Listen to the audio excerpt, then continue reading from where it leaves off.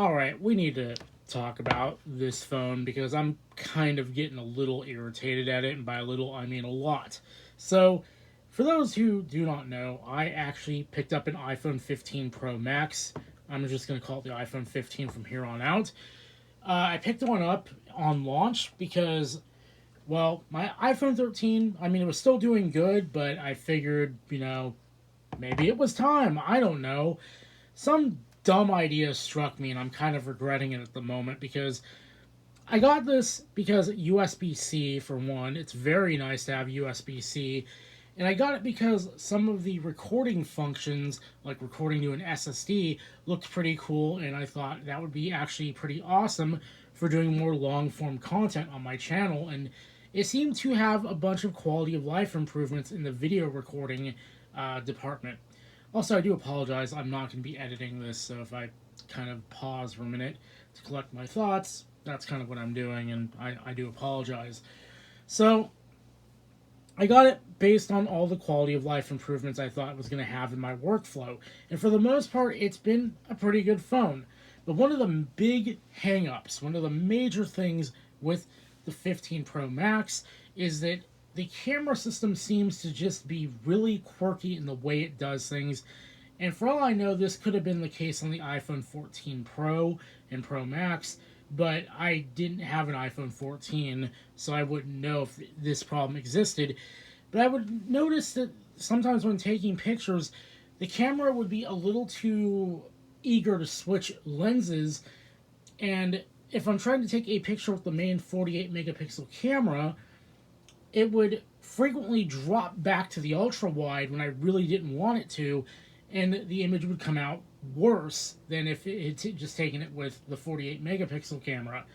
But I also noticed that's because the minimum focus length has gotten larger with the 15 from the 13.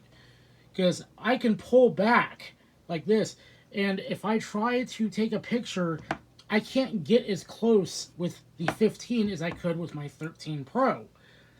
So that's a bit of a downgrade when you're in a room like this and you're trying to take a picture of something, and the only way to get close enough, for the most part, is by letting it hand over to the ultra wide and take a worse image. But besides that, the major problem that I've been having, and the one that's making me really heavily regret this phone, is shooting video. Now, I've been using it to shoot video for this channel.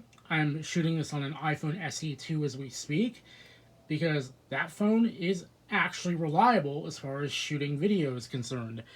Because what has happened when I was shooting a video on the 98 build that's kind of in front of us here, is I would look over and notice that my phone is no longer recording. And what had happened is the camera system would keep crashing and restarting, and the video would just drop out when it does that. And what will happen is it'll act like it's trying to choose another lens. It'll blur the viewfinder, and then it'll come back around and act like, oh, you stopped the recording. And it's really, really concerning when the big reason I got this phone is to use it as my main video camera. And it makes me want to just downgrade back to another 13 Pro, because that's just all around bad. Like, these are supposed to be the best in class video cameras you can get on a mobile device, and Apple is completely biffing it.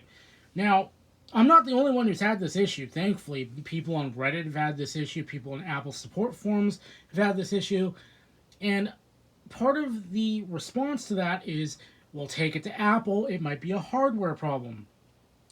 See, I have the unfortunate curse of living in California, near the Bay Area, and our Apple stores kind of suck. And if we go to an Apple store, or if I call up Apple, they're going to be like, have you restored the phone? Yes, I've restored the phone. Okay, well, we need to run diagnostics. Okay, diagnostics says it's passing. We're sorry, we can't do anything for you. That's what they're going to tell me, because that's what they've told me before when I've had a hardware issue with my phone, or when any kind of issue. They say it's passing diagnostics. Like with my 6S, when the 6S had a battery defect, and they rolled out a program for it in, I believe, 2016, or it could have been late 2015, I don't remember. But it had a problem where it would prematurely shut down at like 30%, even if the battery was brand new, and it would be mostly prevalent during cold weather. And Apple's stance at the time was restore your phone. And if you did, and then you said, yeah, I've restored the phone, they would say, okay, well, diagnostics is passing the battery, so there's nothing we can do.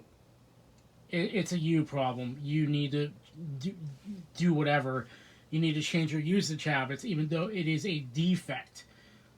And you had to even beg them to just buy a new battery, knowing that that would fix it. And I just know that's what I'm in for with this phone, because my 10R, which is the most recent iPhone I've had that needed to go in for repair, had an issue where the back glass was kind of starting to separate a little bit. And the iPhone 10, which also had earpiece issues, they will try to find anything else they can blame it on to not have to honor the warranty. And it pains me to say this, because Apple used to be really proactive about stuff. If you had a problem, they made sure you were taken care of, no problem whatsoever.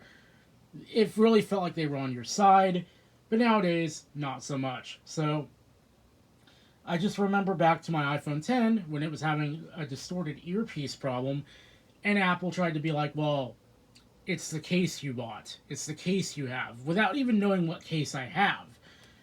And it's funny because it's a case that they sold in their own stores. So, what does that say about the products you offer in your own stores, Apple?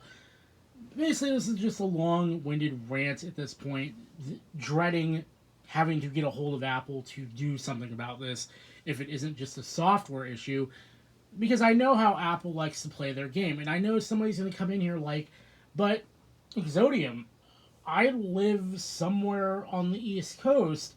Our Apple stores are great. They take care of you perfectly fine. And I really wish I had your luck. I really do.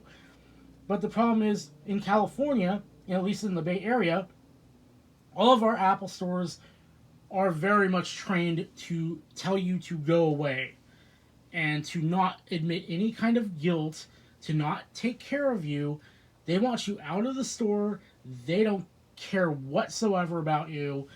And it's really unfortunate because it used to not be this way.